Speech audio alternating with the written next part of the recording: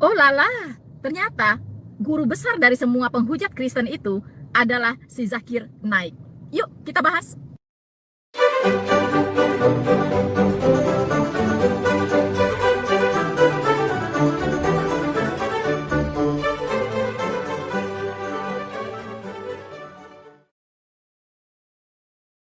Halo teman-temanku semuanya, bertemu lagi dengan saya Rina Solihin dalam channel Rina Menjawab. Teman-teman, semoga kita semua dalam keadaan sehat dan saya berharap sukacita dan damai sejahtera yang diberikan oleh Allah kepada kita tetap menjadi milik kita bersama. Teman-teman, kali ini saya akan membahas yaitu tentang satu tokoh yang sangat fenomenal, teman-teman ya. Tokoh yang sangat kontroversial ya, dengan ceramah-ceramahnya, yaitu tentu tidak lain dan tidak bukan adalah si Zakir Naik. Teman-teman, mungkin di antara teman-teman sudah tahu ya, bagaimana sepak terjang Zakir Naik ini dalam menghujat kekristenan. Nah, dia ini bukan saja penceramah di Malaysia, tapi dia juga ke berbagai negara dan bahkan juga pernah ke Indonesia ya. Dia pernah ke Indonesia, diundang oleh, kalau tidak salah ya, pemimpin kita ya teman-teman ya. Mungkin teman-teman sudah tahu pemimpin kita ya kan waktu itu, dan dia sempat berceramah di salah satu universitas di Makassar. Nah, karena sepak terjangnya yang begitu luar biasa ya dalam mendiskreditkan kekristenan di mana-mana teman-teman, dan banyak orang ya, banyak sekali muslim yang tergila-gila kepada ceramah-ceramahnya ya. Saya sering mendengar teman-teman diputar di mana-mana ya ceramahnya Zakir Naik. Bahkan TV Indonesia pun memutar ceramah dia ya. Itu kalau nggak salah agak malam ya, agak malam itu ada ceramahnya Zakir Naik. Itu apa ya, saya lupa channel TV-nya teman-teman, tapi TV swasta ya, TV swasta. Bayangkan diputar di Indonesia ya, bayangkan. Padahal sosok ini adalah sosok yang sangat sangat dikhawatirkan begitu ya, sangat mengkhawatirkan, yaitu bisa mempengaruhi umat Islam ini menjadi radikal. Nah, jadi jangan heran kalau Zakir Naik ini sekarang menjadi buronan ya, buronan pemerintah India, dan dia sudah tidak bisa lagi berceramah di banyak negara ya, dilarang berceramah di banyak negara. Nah, negara Malaysia pun tempat dia menetap, dia warga negara India teman-teman, tapi dia menetapnya di Malaysia begitu. Nah, pemerintah Malaysia pun melarang si Zakir Naik ini untuk berceramah di banyak daerah-daerah di Malaysia ya.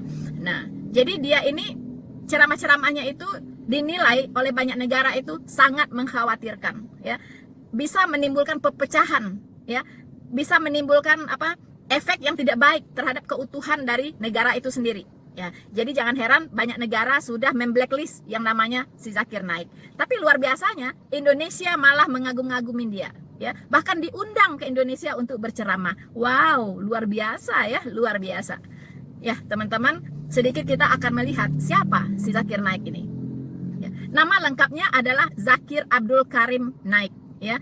Zakir Abdul Karim Naik ini itu dia kelahiran Oktober 1965 ya. Kalau bulannya sama dengan saya ya, tanggalnya beda-beda sedikit, dan tahun 1965 dia lahir. Jadi dia lebih muda sedikit dari saya ya, lebih muda sedikit dari saya. Jadi saya lebih tua dari yang namanya si Zakir Naik ya. Nah, kemudian dia lahirnya teman-teman di Mumbai, India ya. Dia lahir di Mumbai. Pendidikannya kalau tidak salah dia pernah sekolah medis ya kan, jadi dia seorang dokter ya. Tapi dia juga getol belajar perbandingan agama katanya ya, perbandingan agama.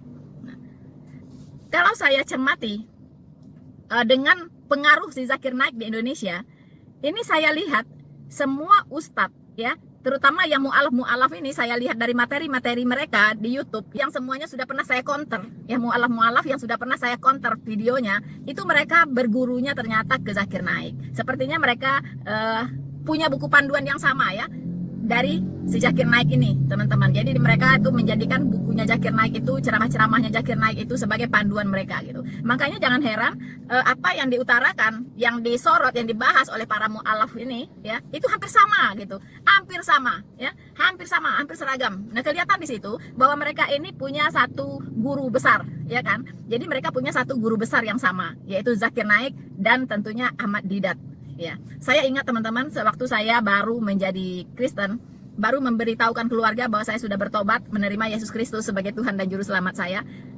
saya dikirimin buku Ahmad Didat, teman-teman, oleh keluarga ya, oleh adik-adik saya. Saya dikirimin buku Ahmad Didat, suruh baca begitu. Dengan harapan dengan membaca buku Ahmad Didat saya bisa sadar ya dan kembali ke Islam ya. Tapi apa yang saya lakukan waktu saya membaca buku Ahmad Didat, saya jawabin semua yang dipertentangkan oleh Ahmad Didat gini, saya jawab semuanya, saya coret-coret ya buku itu dan saya kembalikan ke Padang, teman-teman ya. Saya masih ingat sih waktu itu ya.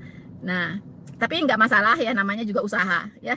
Tentu adik-adik saya sangat tidak rela saya menjadi Kristen dan mereka tentunya berusaha bagaimana supaya saya bisa kembali. Nah, salah satu caranya yaitu mengirimkan kepada saya buku Ahmad Didat ya, teman-teman ya. Nah, si Zakir Naik ini adalah penerusnya Ahmad Didat ya. Ahmad Didat kita tahu sudah almarhum ya, meninggal dengan sakit yang cukup mengenaskan ya, teman-teman. Suaranya tidak bisa bersuara ya. Jadi suaranya direnggut oleh Tuhan supaya tidak menghujat Tuhan lagi begitu mungkin ya, teman-teman ya. Jadi hilang suaranya gitu, nggak bisa bersuara teman-teman. Nah, begitulah ya, namanya juga Tuhan ya, pencipta langit dan bumi yang Maha Esa itu, yang Maha segalanya, dihujat sedemikian rupa ya. Tidak apa susahnya Tuhan untuk mencekam ya, membungkam mulutnya dengan cara menghilangkan suaranya begitu ya kan. Nah, itu terjadi dengan Ahmad Didat, teman-teman. Nah, Zakir Naik ini adalah murid langsung dari Ahmad Didat dan sebagai penerusnya Ahmad Didat. Nah, teman-teman, kita tahu bahwa mata kuliah ya dari guru besar para penghujat Kristen ini, itu mata kuliahnya saya beri nama dustamologi ya. Dustamologi, teman-teman ya, karena itulah yang mereka pelajari dari Zakir Naik, semuanya dusta ya. Bagi mereka Zakir Naik itu wow, orang yang sangat pintar, yang sangat hebat, menguasai Alkitab ya kan, hafal ayat-ayat Alkitab. Tapi saya katakan, dia belajar Alkitab seperti dia belajar Al-Quran, menghafal tapi tanpa pengertian yang benar ya. Jadi ayat-ayat Alkitab yang dia hafal itu, yang dia kutip-kutip itu tidak dia pahami sama sekali gitu. Tuhan maksudnya A, dia ngertinya B, begitu kan. Nah, itulah yang dia ajarkan kepada para muridnya tadi, ya kan ya.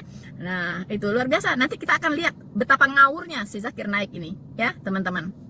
Jadi, mata kuliahnya saya ingatkan lagi adalah dustamologi. Teman-teman, di BBC News ya pada tahun 2009 itu dimuat beritanya bahwa si Zakir Naik ini adalah ya pendakwah buronan India yang dilarang berceramah umum di Malaysia. Ya. Dan sekali lagi saya katakan, dia dilarang di Malaysia tapi diundang di Indonesia. Luar biasa ya, teman-teman ya.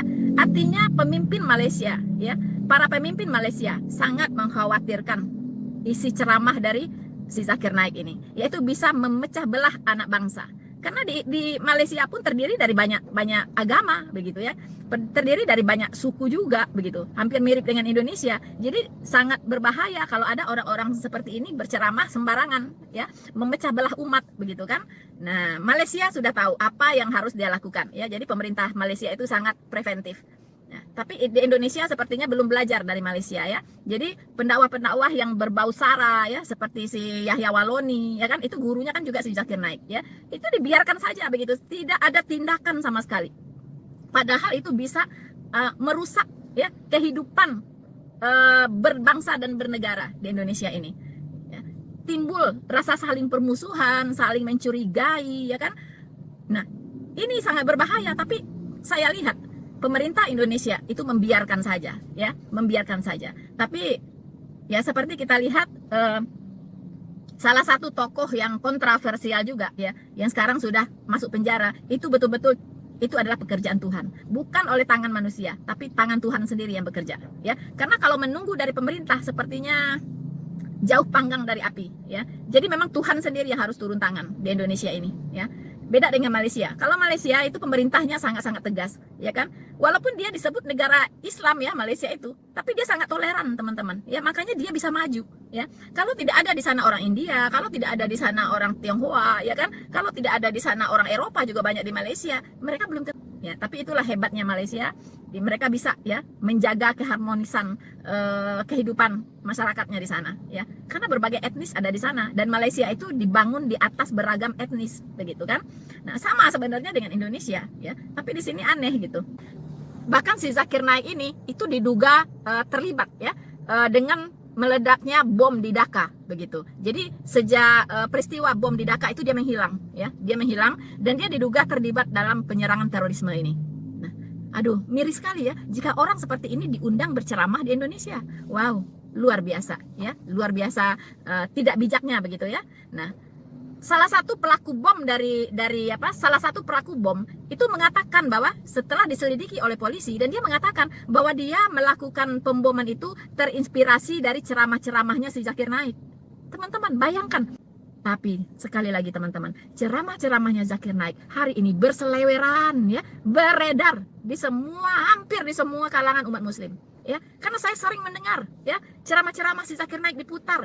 Kita mungkin bisa lihatlah di TV, ya, di televisi swasta di Indonesia itu diberikan wadah, ya, untuk menyiarkan ceramah-ceramahnya si Zakir Naik. Sementara di negara-negara lain dilarang, ya. Hello pemerintah, ya, cobalah berpikir lebih cerdas, ya kan, ya, berpikir lebih cerdas. Teman-teman, ada beberapa alasan mengapa banyak negara melarang si Zakir Naik ini untuk berceramah, ya. Mungkin ini bisa dijadikan sebagai pembelajaran, ya, atau menjadikan bahan pertimbangan bagi Indonesia begitu. Terutamanya para petinggi-petinggi yang berkepentingan, ya, dengan masalah ini, seperti Menteri Agama, ya, mungkin Presiden Republik Indonesia, ya. Silakan dicermati apa alasan dari dilarangnya si Zakir Naik ini di banyak negara untuk berceramah, ya. Pertama, India mengapa melarang Zakir Naik untuk berceramah, bahkan dia sudah menjadi DPO, ya, daftar pencarian orang, karena dia terlibat, ya, diduga terlibat dalam aksi terorisme. Nah, itu, ya, bayangkan orang yang terlibat dalam aksi terorisme di Indonesia begitu diminati begitu diagungkan, begitu dianggap itu orang yang luar biasa begitu kan, sehingga ceramah-ceramahnya dikonsumsi oleh publik, ya, khususnya muslim di mana-mana begitu, menjadi berguru kepada Zakir Naik begitu, ya. Sementara negara-negara lain itu sudah menjadikan orang ini sebagai orang yang sangat dicari dan sebagai orang yang sangat berbahaya, mengancam keutuhan bernegara, ya. Nah, jadi semoga ini menjadi pertimbangan bagi pemerintah Indonesia, ya, untuk ceramah-ceramah Zakir Naik ini kalau bisa ditarik dari peredaran, ya. Buku-bukunya atau kaset-kasetnya atau siarannya di televisi swasta ditarik, dicabut saja demi keutuhan berbangsa dan bernegara. Mumpung belum terlambat, ya, belum terlambat begitu. Nah, kemudian Bangladesh juga melarang, ya, ceramah-ceramahnya si Zakir Naik, melarang si Zakir Naik untuk menginjakkan kaki di Bangladesh dan berceramah. Nah, jadi tidak hanya India, Bangladesh pun, ya, itu turut menolak yang namanya si Zakir Naik, karena dianggap mempromosikan ide-ide yang mendukung terorisme, ya. Jadi Bangladesh menganggap si Zakir Naik, ya, berceramah tentang ide-ide yang mendukung terorisme. Bayangkan, ya, bayangkan berbahayanya orang ini, ya. Kemudian Inggris juga melarang si Zakir Naik untuk masuk ke Inggris dan berceramah, ya. Jadi perilaku si Zakir Naik yang suka mengobar-ngobarkan permusuhan antar umat beragama, ya, khususnya dalam antara Islam dengan Kristen, ya, itu tidak diterima juga di Inggris, ya. Sudah ditetapkan sebagai penceramah yang berbahaya begitu, yang akan merugikan negara Inggris sendiri, ya. Nah, Malaysia juga, ya, sudah kita katakan tadi. Jadi dia sudah dilarang berceramah di seluruh daerah yang ada di Malaysia, begitu. Seperti Johor, Selangor, Penang, Kedah, ya kan. Terus Perlis dan Sarawak itu semua dilarang di situ dia, ya. Larangan ceramah itu dikeluarkan menyusul, ya, pernyataan Zakir Naik yang menyarankan etnis Cina Malaysia diusir dari negara. Wow, apa haknya dia begitu, ya? Jadi dia berceramah, katanya etnis China yang ada di Malaysia diusir saja dari Malaysia gitu. Ini orang nggak tahu diri, dia sendiri juga bukan orang Malaysia, dia sendiri adalah orang India kan, yang diberi tinggal di Malaysia. Kok bisa-bisanya orang ini menyuruh etnis Chinese diusir dari Malaysia? Itu kan betul-betul tidak tahu diri gitu. Dan si Zakir Naik ini tidak sadar bahwa kontribusi etnis Chinese di Malaysia itu sangat besar, ya, untuk kemajuannya Malaysia, ya. Jadi ini orang betul-betul, ya, benar tadi dikatakan bahwa dia itu selalu mengobar-ngobarkan ide-ide terorisme, begitu kan, terorisme. Nah, sekali lagi, tolong, ya, saya pribadi menghimbau kepada Menteri Agama, kepada Presiden Jokowi, karena hanya dua orang itu yang saya lihat orang yang bisa bertindak tegas dan cukup arif, ya, dalam melihat segala sesuatu, ya, yaitu Bapak Menteri Agama, kemudian Bapak Presiden RI Republik Indonesia. Saya harapkan supaya apa yang dilakukan, yang dikhawatirkan oleh banyak negara tentang ceramah-ceramahnya si Zakir Naik bisa dijadikan sebagai bahan pertimbangan untuk mencabut, untuk menarik semua kaset-kaset si Zakir Naik, buku-buku si Zakir Naik, maupun siaran-siaran tentang si Zakir Naik di televisi. Ya, demi keutuhan bangsa dan negara kita. Ya, sebagai anak bangsa, saya tidak bisa melakukan itu. Ya, yang bisa saya lakukan adalah mengcounter ajaran-ajaran si Zakir Naik yang disampaikan oleh para mu'alaf itu, yaitu dengan cara menyerang kekristenan di mana-mana, dan saya mengkonternya secara alkitabiah. Artinya saya mengembalikan lagi ke relnya, ya. Saya mengembalikan lagi apa yang disimpangkan oleh mereka tentang kekristenan dengan dusta mereka, ya. Saya kembalikan lagi ke relnya. Itu hanya itu yang bisa saya lakukan, ya. Tapi lebih dari itu harus Menteri Agama dan Presiden Republik Indonesia yang harus turun tangan langsung, ya. Kalau tidak, bangsa ini bukannya akan tambah maju, tapi akan semakin pecah, semakin hancur. Ya, bisa terjadi desintegrasi bangsa. Kalau misalnya satu kelompok masyarakat, ya, yang minoritas bisa disebut, selalu saja diintimidasi, selalu saja dijadikan objek, ya, disudutkan, difitnah, ya, dan segala macam, diperlakukan tidak adil, ya. Itu saya tidak tahu, saya tidak bisa jamin ke depannya akan seperti apa, ya. Karena yang namanya manusia, kalau sudah terlalu diinjak-injak, dia akan bergerak, dia akan memberontak, begitu, ya. Tapi bersyukurlah, ya, bersyukur sekali yang diserang itu adalah umat Kristen. Umat Kristen adalah umat Allah yang diajarkan untuk tidak membalas kejahatan dengan kejahatan. Masih beruntung ini, ya, masih beruntung Indonesia, ya. Coba yang dia hajarnya umat lain, begitu kan. Nah, tapi kalau umat Kristen yang diperlakukan seperti itu apa namanya, ya, umat Kristen tidak akan melakukan yang namanya demo, ya, tidak akan melakukan tindakan-tindakan anarkis untuk melawan semua itu. Paling kami semua berdoa, ya, karena doa orang benar besar kuasanya. Ketika kita sebagai umat Tuhan angkat tangan, maka Tuhan Yesus sendiri akan turun tangan menyelesaikan semuanya itu, ya. Mungkin teman-teman masih ingat, ya, dengan satu keluarga pendeta di Situbondo yang dibakar hidup-hidup di dalam rumahnya, ya, kalau tidak salah di dalam gerejanya, kan, dibakar hidup-hidup dan mati semuanya, ya. Tidak ada tindakan, ya, bahkan kasusnya pun tidak pernah diangkat, ya. Tidak banyak orang yang tahu, begitu, ya kan. Padahal itu satu tindakan yang sangat sadis. Satu keluarga pendeta, ya, dibunuh, dibakar, ya, di Situbondo. Tidak ada bergerak, pemerintah tidak bergerak, pihak yang berwajib tidak ada bergerak, begitu kan, untuk menyelesaikan itu. Tapi apa yang terjadi? Ketika umat Tuhan angkat tangan, maka Tuhan Yesus akan turun tangan. Anda tahu apa yang terjadi dengan Situbondo? Ya, lumpur lapindo, ya, itu adalah pekerjaan Tuhan sendiri. Kalau Tuhan yang mendatangkan malapetaka itu, tidak ada satu tangan manusia yang bisa menyelesaikannya, ya. Apa yang terjadi dengan lumpur lapindo? Tidak ada yang bisa menutup itu, ya.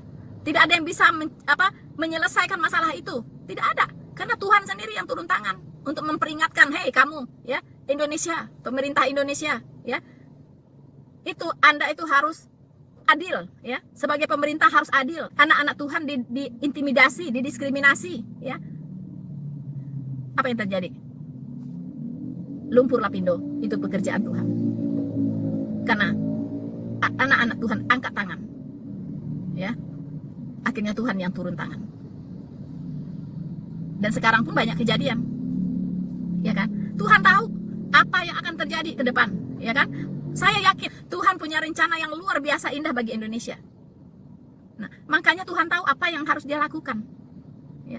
Dia lihat orang-orang yang punya program besar untuk Indonesia ini, ya, yang akan menghambat kemuliaan Tuhan di Indonesia ini. Tuhan habisi mereka. Itulah Tuhan. Dia bukan manusia, tapi dia adalah Tuhan. Teman-teman, saya akan mencoba menanggapi, ya, salah satu video dari Zakir Naik yang ditayangkan oleh channel namanya Lampu Islam, ya. Saya lihat channel Lampu Islam ini itu khusus menayangkan ceramah-ceramahnya si Zakir Naik, ya. Dan saya lihat subscribe-nya itu sudah mencapai 3,23 juta. Bayangkan, ya. Jadi bagaimana ceramah-ceramah si Zakir Naik ini sudah merasuki, ya, pikiran dari umat-umat Muslim Indonesia, ya, teman-teman. Nah, saya pelan-pelan akan mencoba untuk mengcounter, ya, salah satu ceramahnya dari si Zakir Naik, yaitu katanya kenapa umat Kristen itu kenapa umat Kristen malah menyembah Yesus, ya, tapi tidak ikut perkataannya. Ya, jadi maksud dia, kalau ikut perkataan Yesus, maka umat Kristen itu tidak menyembah Yesus gitu. Jadi kalau umat Kristen itu menyembah Yesus, berarti mereka itu tidak mengikuti perkataan Yesus. Nah, begitulah bahasa simpelnya, ya. Ya, jadi ini akan judulnya agak pebelit ya. Kalimatnya kurang pas gitu ya, teman-teman. Jadi maksudnya, kalau umat Kristen itu mengikuti perkataan Yesus, maka dia tidak akan menyembah Yesus begitu, ya. Kalau umat Kristen itu menyembah Yesus, berarti dia tidak mengikuti perkataan Yesus. Nah, apa penjelasan tentang ini dari si Zakir Naik akan kita lihat bersama-sama, teman-teman, ya. Kita lihat apa isi kepalanya, ya. Tapi saya lihat, teman-teman, ceramah-ceramah si Zakir Naik inilah yang diceramahkan ulang ya oleh para mu'alaf ini. Ya, sebenarnya masalah tentang hal ini saya sudah juga bahas di video-video saya yang lain, tapi kita akan lihat langsung dari mulut si Zakir Naik sendiri, ya. Nah, mari kita dengarkan, teman-teman, apa kata si Zakir Naik berikut ini. It's mentioned in the book of Isaiah, chapter 43, verse number 11. Even I am Lord, and there is no Savior besides me. It's mentioned in the book of Isaiah, chapter 45, verse number 5. I am Lord, and there is none else. There is no God besides me. It's mentioned in the book of Isaiah, chapter 46, verse number 9. I am God, and there is none like me. It's further mentioned in the book of Exodus, chapter number 20, verses 3 to 5. It says, Thou shalt have no other God besides me. There is Almighty God, speaking in the Old Testament. Book of Exodus, chapter number 20, verses 3 to 5. Thou shalt have no other God besides me. Thou shalt not make unto thee any graven image of anything, of any likeness, in the heaven above, in the earth beneath, and the water under the earth. Thou shalt not bow down to them, nor serve them, for I, thy God, thy Lord, am a jealous God. A similar message is repeated in the book of Deuteronomy, chapter number 5, verse number 7 to 9, which says, Thou shalt have none other God besides me. Thou shalt not make unto thee any graven image of anything, of any likeness, in the heaven above, in the earth beneath, and the water beneath the earth. Thou shalt not bow down to them, nor serve them, for I, thy God, thy Lord, am a jealous God. So if you read the Jewish scriptures, the Old Testament, you should understand the concept of God in Judaism. That if you believe in one God, and Almighty God has got no images. So, teman-teman, Zakir Naik ingin menjelaskan dari ceramahnya ini yaitu tentang konsep ketuhanan di agama Yahudi, Kristen, dan di Islam. Ya, jadi dia ingin membicarakan konsep ketuhanan di tiga agama ini. Nah, dari pernyataannya tadi dia sedang membahas konsep ketuhanan di agama Yahudi. Ya, dia menyitat banyak ayat ya dari kitab Ulangan, dari kitab Yesaya, ya kan? Nah, dia mengutip beberapa ayat, teman-teman. Nah, dia mengatakan bahwa konsep ketuhanan di Perjanjian Lama, ya, di dalam agama Yahudi itu adalah Tuhan yang esa. Karena Tuhannya mengatakan, jangan ada Allah lain di hadapanku. Ya kan? Jangan ada Allah lain di hadapanku. Dia mengutip ayat di Yesaya 49, teman-teman ya. Yesaya 49 ayat 11, ya, dia kutip. Nah, ayatnya berbunyi, akulah Tuhan. Ya, akulah Tuhan. Dan tidak ada juru selamat selain daripadaku. Ya, garis bawahi, tidak ada juru selamat selain daripadaku. Ya. Kemudian saya lanjutkan ke ayat 12-nya. Akulah yang memberitahukan, menyelamatkan, dan mengabarkan. Dan bukan Allah asing yang ada di antaramu. Ya, kamulah saksi-saksiku. Demikian firman Tuhan. Akulah Allah. Ya, dan akulah Allah. Nah, juga seterusnya, aku tetap Dia. Dan tidak ada yang dapat melepaskan dari tanganku. Aku melakukannya. Siapakah yang dapat mencegahnya? Nah, ya, ini apa pesan dari ayat ini? Zakir Naik itu hanya mencomot ayat 11 saja, ya, tapi dia tidak membaca keseluruhan dari ayat Yesaya 43 ini. Biarlah orang membawa tampil bangsa yang buta, sekalipun ada matanya. Begitu. Maksudnya di sini adalah bangsa-bangsa yang belum mengenal Allah, ya. Nah, Israel harus bersaksi kepada bangsa-bangsa yang tidak mengenal Allah. Ini tentang siapa Allah? Ya, tentang siapa Allah? Nah, Israel inilah saksi-saksi Tuhan. Begitu, ya. Jadi bangsa-bangsa yang buta, ya, yang belum mengenal Allah harus melihat kepada Israel. Gitu, ya. Harus berkiblat kepada Israel. Nah, kalau mereka ingin tahu siapa Allah yang benar, maka lihatlah Allahnya Israel. Begitu maksudnya ya, teman-teman. Kemudian di ayat 9, biarlah berhimpun bersama-sama segala bangsa-bangsa dan biarlah berkumpul suku-suku bangsa. Siapakah di antara mereka yang dapat memberitahukan hal-hal ini? Ya, yang dapat mengabarkan kepada kita hal-hal yang dahulu. Nah, ya, biarlah mereka membawa saksi-saksinya supaya mereka nyata benar. Ya, biarlah mereka mendengarkannya dan berkata, benarlah demikian. Ya, kamu inilah saksi-saksiku, ya, demikianlah firman Tuhan, dan hamba-hambaku yang kupilih, ya, supaya kamu tahu dan percaya kepadaku dan mengerti bahwa aku tetap Dia. Ya, nah, sebelum aku tidak ada Allah dibentuk, dan sesudah aku tidak akan ada lagi.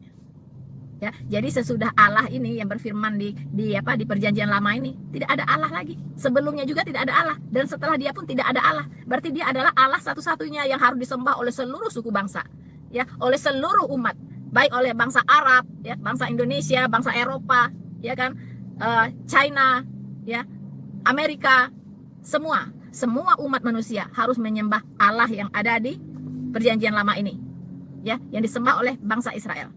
Nah, teman-teman, kemudian barulah di ayat 11 dia katakan, akulah Tuhan, ya, dan tidak ada juru selamat selain daripadaku. Nah, dia sudah kasih bocoran, ya, dia Tuhan ini sudah kasih bocoran bahwa dia adalah juru selamat, ya, juru selamat, ya.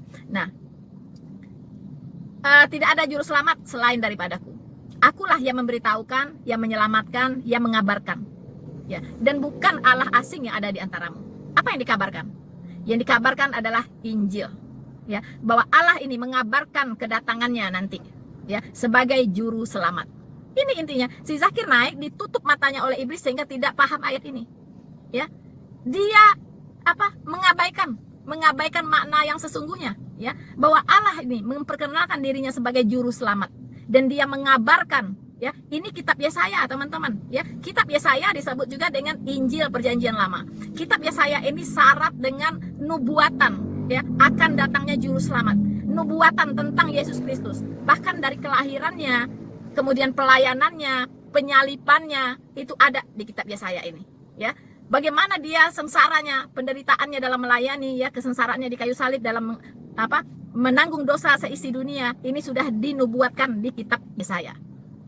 Jadi Zakir Naik ini tidak mengerti apa isi kitab Yesaya secara keseluruhan, ya. Dalam konteksnya secara keseluruhan itu memberitakan tentang juru selamat, yaitu Yesus Kristus Tuhan.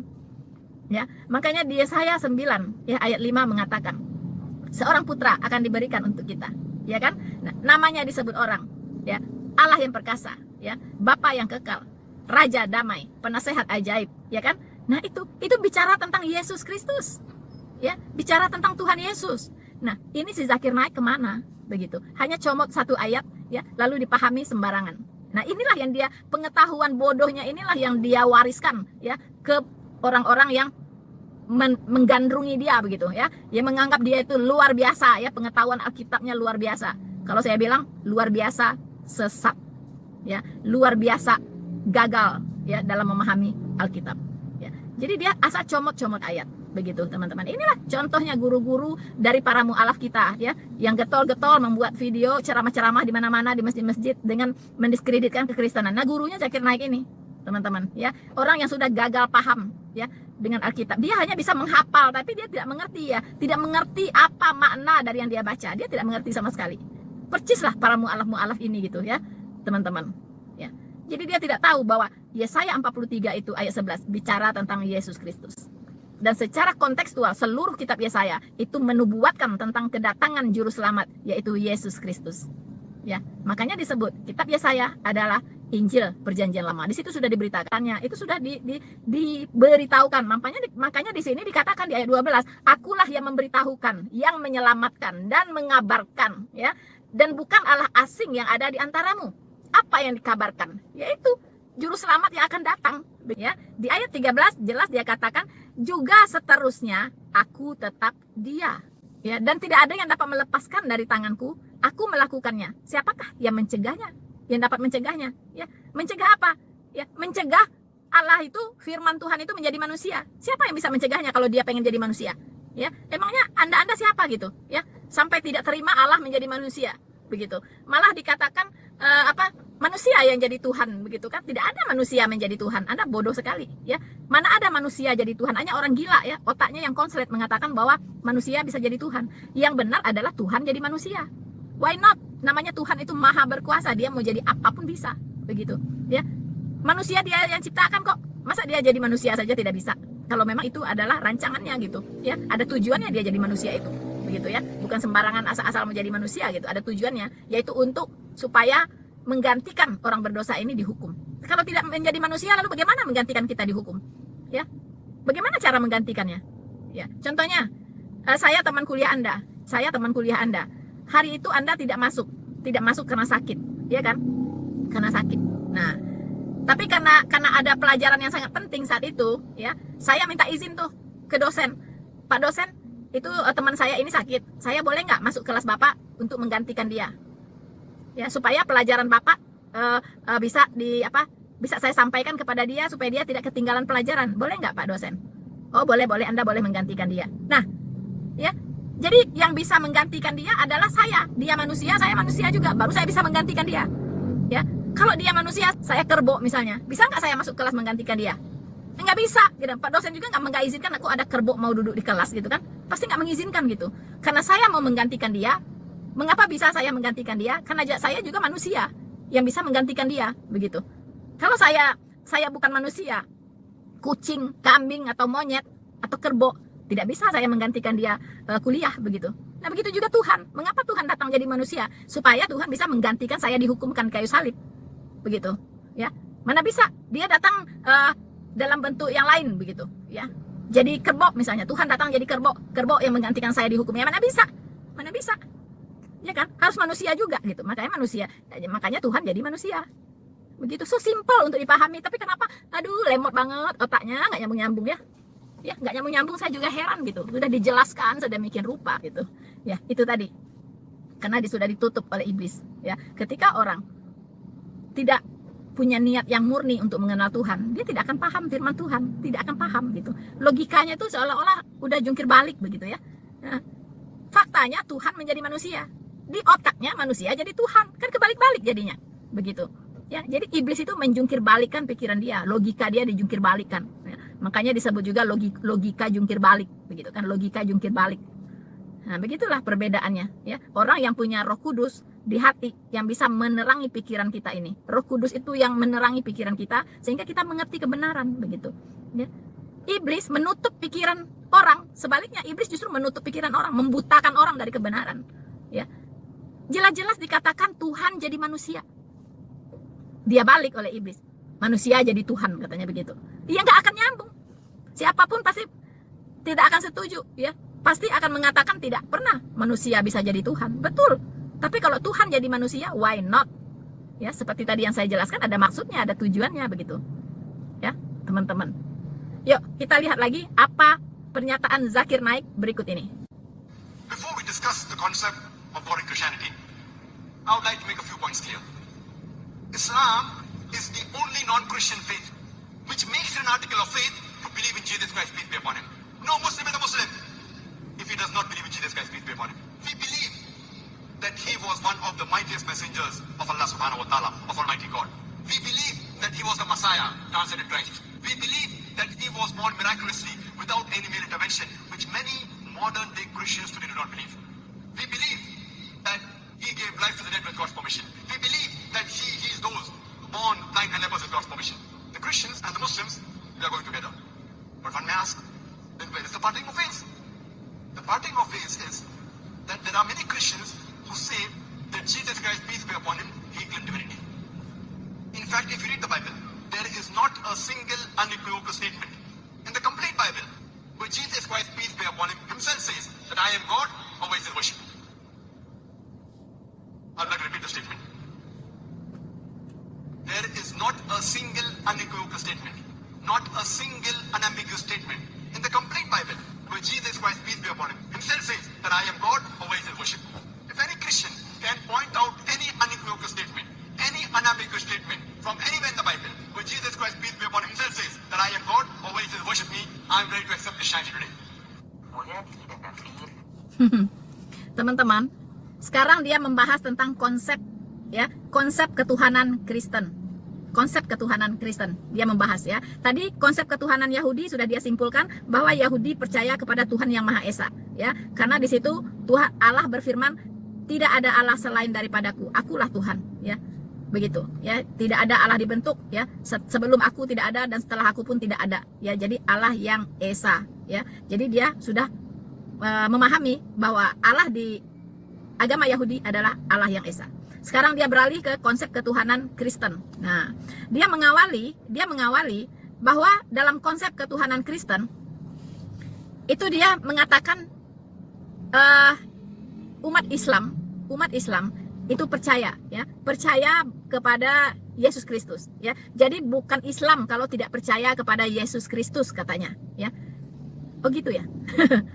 Tapi saya akan ralat sedikit, ya, dalam konteks ini. Bagaimana mungkin Muslim bisa percaya kepada Yesus Kristus kalau dia tidak pernah membaca Injil? Apa yang dia percayai? Ya, apa yang dia percayai begitu? Sementara Injil berbahasa Minang pun dihapus.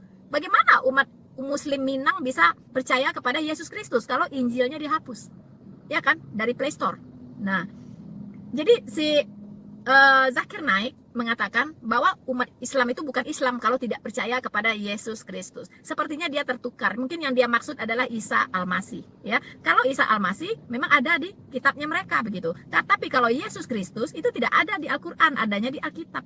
Bagaimana bisa percaya kepada Yesus Kristus kalau tidak pernah membaca Alkitab? Begitu, ya. Oke, dia mengatakan bahwa dia percaya bahwa Yesus Kristus itu lahir, ya.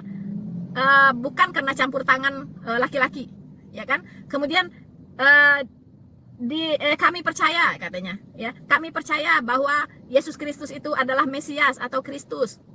Dia tidak mengerti juga apa arti Mesias, ya. Dia tidak mengerti juga apa artinya Kristus, ya kan?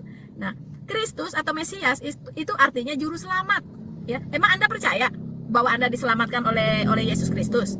Ya, jadi bagaimana itu, nggak nyambung, ya? Ya kan, Anda percaya Yesus Kristus adalah Mesias. Mesias itu artinya Kristus atau juru selamat. Ya.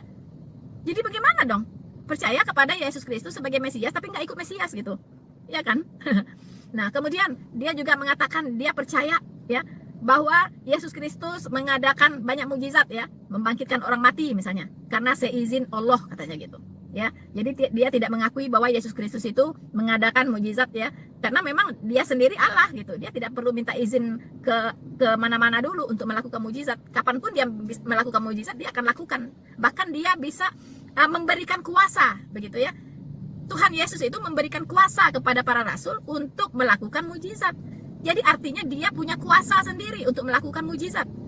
Ya, makanya di salah satu nas lain mengatakan, kalau engkau tidak percaya kepadaku, tapi percayalah kepada pekerjaan-pekerjaan yang aku lakukan. Ya, apa itu pekerjaan-pekerjaan yang dia lakukan? Yaitu mujizat-mujizatnya itu yang sudah membuktikan bahwa dia adalah Tuhan.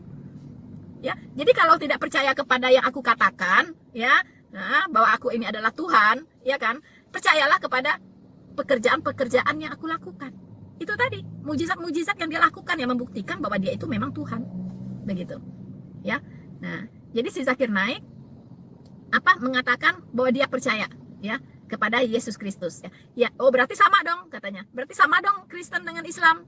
Lalu bedanya apa? Nah, kemudian dia katakan, bedanya adalah karena Kristen mengatakan Yesus mengakui bahwa dia adalah Tuhan. Sementara Islam tidak mengakui bahwa Yesus itu adalah Tuhan. Dan bahkan dia bilang, ya, di dalam Alkitab, ya, di Perjanjian Baru, di Injil, tidak ada pernyataan yang tegas, ya, yang mengatakan bahwa Yesus Kristus berkata, akulah Tuhan, sembahlah aku. Tidak ada. Nah, teman-teman ketahuan kan? Jadi kalau ada yang ada jargon-jargon di luar sana, ya kan, opini-opini di luar sana yang bertebaran di mana-mana, dan mengatakan, menyerang orang kekristenan dengan berkata, tunjukkan pernyataan Yesus, ya, yang mengatakan akulah Tuhan, sembahlah aku. Nah, itu dari guru besarnya Zakir Naik. Nah, si Zakir Naik itu juga mewarisi dari gurunya lagi si Ahmad Didat, ya, pernyataan itu, ya. Tunjukkan di Alkitab, ya, aku adalah Tuhan, sembahlah aku, tunjukkan. Nah, itu warisan dari si Ahmad Didat, pernyataan itu, teman-teman. Ketahuan ya garisnya, ya, garis keturunannya gitu, ya. Jadi kebodohan yang diwarisi oleh mereka ini gitu, ya. Mereka tidak tahu, teman-teman. Mereka tidak tahu ya, bahwa iblis itu sungguh licik. Kemudian, bagi iblis tidak masalah kalau Yesus Kristus itu dipercayai sebagai orang yang luar biasa, nabi yang luar biasa, yang melakukan banyak mujizat. Tidak masalah bagi iblis. Ya. Kemudian bagi iblis tidak masalah kalau orang percaya bahwa Yesus Kristus itu lahir ya tanpa campur tangan laki-laki. Tidak masalah bagi iblis ya. Tapi yang tidak boleh dipercayai adalah mengakui bahwa Yesus adalah Tuhan. Itu iblis yang tidak mau. Itu iblis yang tidak mau gitu. Karena percaya bahwa Yesus Kristus adalah Tuhan, itu yang akan menyelamatkan orang. Itu yang akan menyelamatkan orang. Tapi kalau percaya bahwa Yesus itu adalah Mesias, percaya bahwa Yesus itu adalah nabi yang luar biasa, nabi besar, lalu percaya bahwa Yesus itu adalah nabi yang luar biasa melakukan mujizatnya yang di nabi-nabi lain pun tidak ada ya. Seperti itu gitu. Itu iblis enggak masalah, teman-teman. Ya, enggak masalah. Karena percaya itu saja belum menyelamatkan. Ya, karena percaya itu belum menyelamatkan seperti yang dikatakan oleh si Zakir Naik tadi. Ya. Jadi iblis baru akan tidak suka kalau semua orang percaya bahwa Yesus adalah Tuhan. Karena itu kepercayaan yang akan menyelamatkan. Nah, pribadi Yesus itu merupakan jalan kebenaran dan kehidupan. Seperti yang tertulis di Yohanes 14 ayat 6. Akulah jalan, kebenaran, dan hidup. Tidak ada seorang pun yang bisa datang ke rumah Bapa di sorga kalau tidak melalui aku. Ya, tidak ada lagi jalan lain. Ya, jadi kalau hanya melalui Kristus orang bisa ke sorga, lalu dia siapa? Siapa dia? Ya, kalau bukan dia adalah Allah itu sendiri yang esa, yang ada di perjanjian lama yang dibaca oleh si Zakir Naik tadi. Bahwa dia adalah juru selamat. Tidak ada juru selamat selain daripadaku, katanya di sana. Ya, dia adalah Mesias. Dia adalah Mesias, juru selamat itu, yaitu Yesus Kristus yang berbicara di Matius 16 ayat 15 sampai 17, yang berbicara di Yohanes 14 ayat 6. Sama. Ya, sama. Yesus Kristus adalah salah satu dari pribadi Allah, yaitu firman Allah yang hidup. Firman yang menjadi manusia. Ya. Nah, teman-teman, bagaimana bisa mengalami keselamatan ya dalam Yesus Kristus kalau kita tidak memiliki kepercayaan yang benar kepada Dia gitu. Percaya tapi percayanya nggak benar gitu. Tuhan maunya kau percaya itu seperti ini, bukan seperti itu, begitu loh. Nah, jadi di sini kita lihat di Roma 10 ayat 9 sampai 10. Apa yang dikatakan di sini? Percaya yang bagaimana yang bisa menyelamatkan itu? Ya, saya akan bacakan untuk teman-teman semua. Sebab jika kamu mengaku dengan mulutmu bahwa Yesus adalah Tuhan, ingat ya, mengaku dengan mulutmu bahwa Yesus adalah Tuhan, ya. Jadi Muslim tadi si Zakir Naik percaya Yesus itu ini percaya gitu kan. Tapi dia tidak percaya bahwa Yesus adalah Tuhan. Karena iblis tidak mau. Kalau sampai si Zakir Naik percaya bahwa Yesus adalah Tuhan, maka si Zakir Naik akan diselamatkan. Ya. Nah, di sini saya ulangi. Sebab jika kamu mengaku dengan mulutmu bahwa Yesus adalah Tuhan dan percaya dalam hatimu bahwa Allah telah membangkitkan Dia di antara orang mati, maka kamu akan diselamatkan. Karena dengan hati orang percaya dan dibenarkan, dengan mulut orang mengaku dan diselamatkan. Ya, jadi iblis tidak mau Anda percaya bahwa Yesus adalah Tuhan. Iblis tidak mau Anda percaya bahwa Dia telah mati disalibkan bagi pengampunan dosa. Dan iblis tidak mau Anda percaya bahwa Dia sudah bangkit kemenangannya atas maut. Itu 3 hal ini. Iblis tidak mau Anda percaya ini. Karena kepercayaan 3 inilah yang akan menyelamatkan orang. Begitu. Ya, sementara yang disebut oleh si Zakir Naik ini tadi itu belum menyelamatkan orang. Begitu. Ya, teman-teman. Jadi hati-hati ya dari serangan-serangan dari umat sebelah kepada kekristenan itu yang dihajar 3 ini. Dihajar 3 hal ini. Anda lihat sendiri ya. Boleh Anda selidiki, Anda amati, cermati ya. Pertama, mereka selalu menyerang ketuhanan Yesus. Yang kedua, mereka menyerang ya penyaliban Kristus ya. Yang ketiga, mereka menyerang kebangkitan Kristus. Itu yang selalu diserang ya. Tapi puji Tuhan, firman Tuhan sudah mengatakan berita tentang salib adalah kebodohan bagi mereka yang akan binasa ya. Jadi Anda tidak percaya Yesus Kristus disalibkan, tapi diserupakan mangga, monggo, ya. Itu pertanda bahwa Anda adalah orang yang akan binasa di neraka. Memang begitu, Alkitab sudah mengatakan, ya. Berita tentang salib adalah kebodohan bagi mereka yang akan binasa. Jadi Anda yang tidak percaya kepada penyaliban Kristus, dipastikan Anda binasa di neraka. So simple, ya kan? Nah, kemudian ada nggak Tuhan Yesus mengatakan, akulah Tuhan, sembahlah aku? Ya, saya tanya Anda tahu ya bahwa Pak Jokowi itu adalah Presiden Republik Indonesia, dan memang Anda harus tahu, begitu. Kalau Anda tidak tahu, Anda harus tahu bahwa Jokowi adalah Presiden Republik Indonesia. Ya, semua orang harus tahu itu, harus tahu. Gimana pun caranya harus cari tahu bahwa Presiden Republik Indonesia itu siapa. Ya, siapa presidennya? Yaitu Bapak Jokowi. Ya.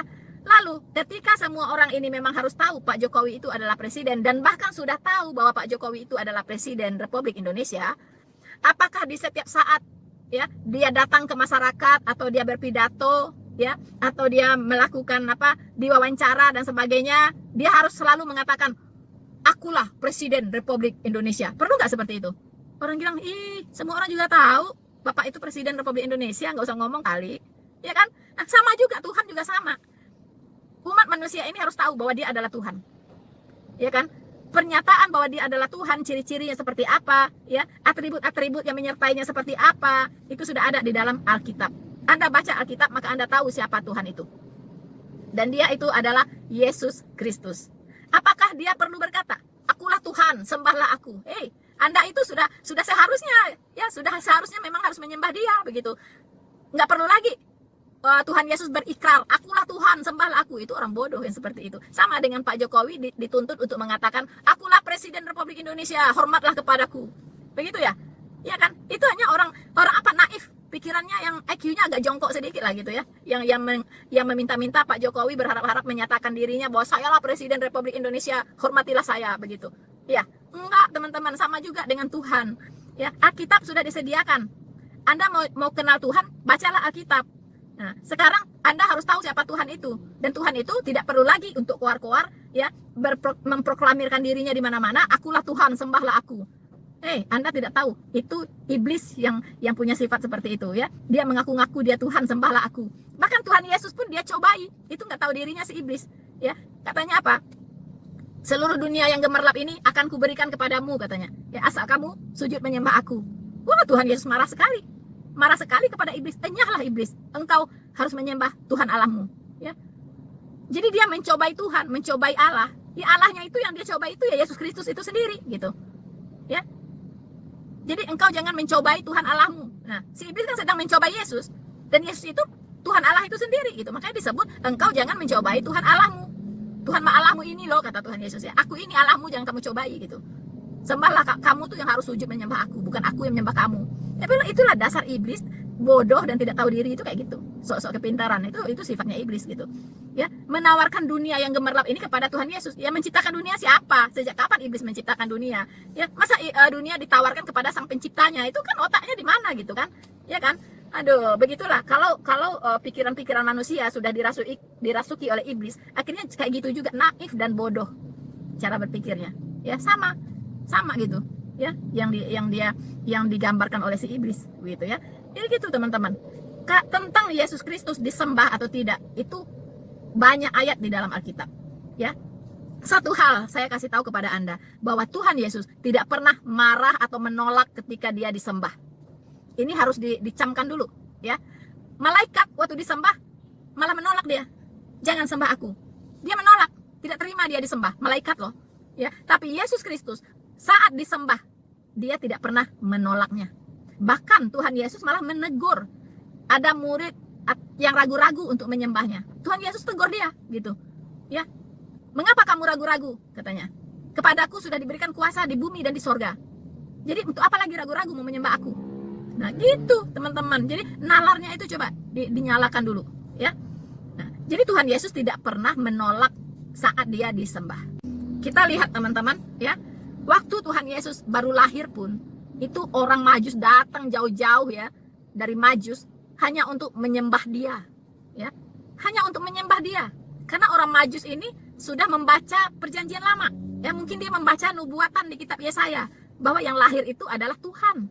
Bapa yang kekal, Raja damai, penasehat ajaib, ya. Yesaya 9 ayat 5. Sepertinya orang Majus ini sudah membaca itu dan dia mencari di mana ini putra yang lahir ini. Nah, makanya di Matius 2 ayat 11 tertulis, maka masuklah mereka ke dalam rumah itu dan melihat anak itu bersama Maria. Ya, lalu sujud menyembah dia.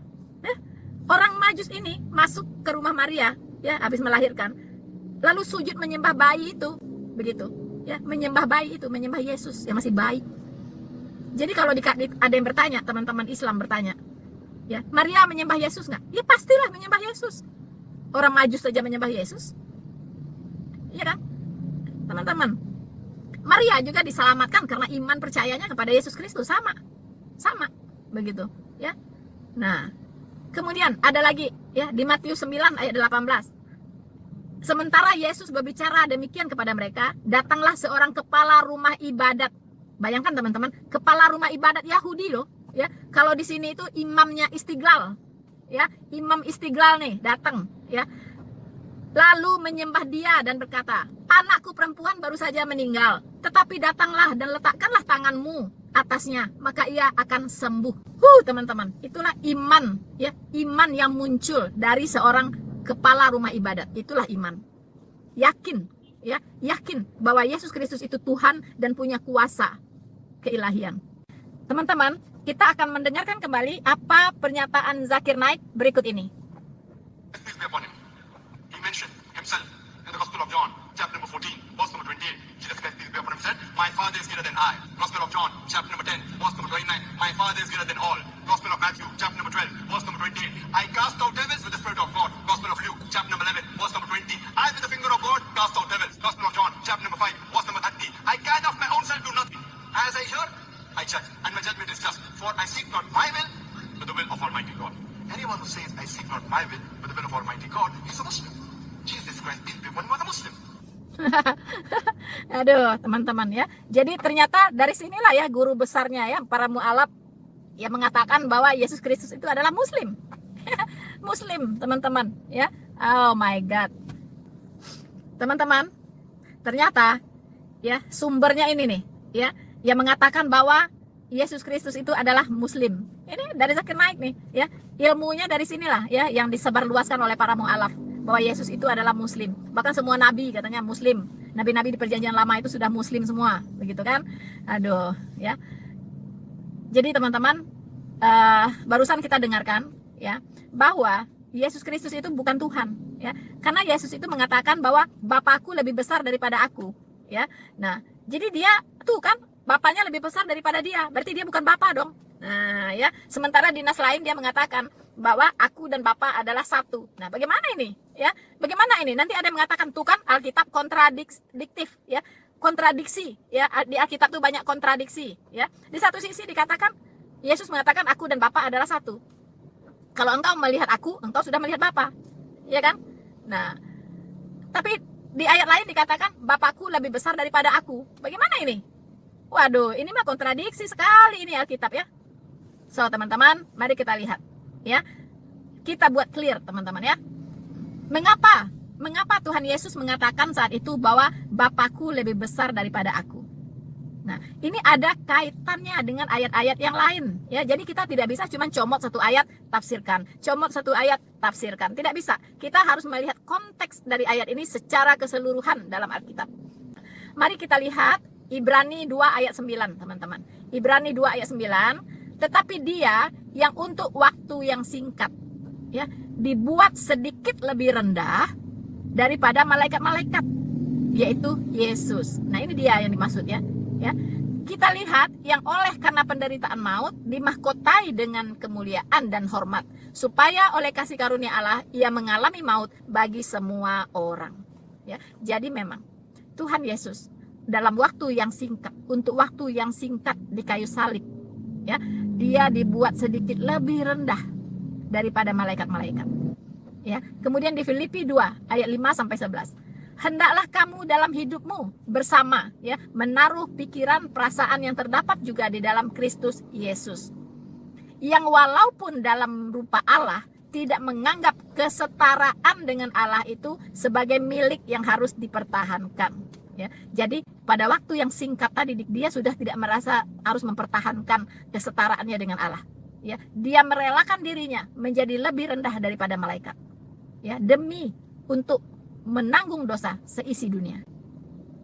Semoga siapa yang percaya kepadanya selamat, tidak harus turut dihukum. Ya, jadi dia tidak menganggap kesetaraannya dengan Allah sebagai milik yang harus dipertahankan. Artinya Yesus Kristus itu setara dengan Allah, karena dia adalah pribadi Allah itu sendiri. Ya, jadi dia tidak lebih tinggi, tidak lebih rendah, setara. Tetapi pada waktu yang singkat di kayu salib itu, dia tidak menganggap itu sebagai sesuatu yang harus dipertahankan, melainkan telah mengosongkan dirinya sendiri dan mengambil rupa seorang hamba dan menjadi sama dengan manusia. Dan dalam keadaan sebagai manusia, dia telah merendahkan dirinya dan taat sampai mati, bahkan sampai mati di kayu salib.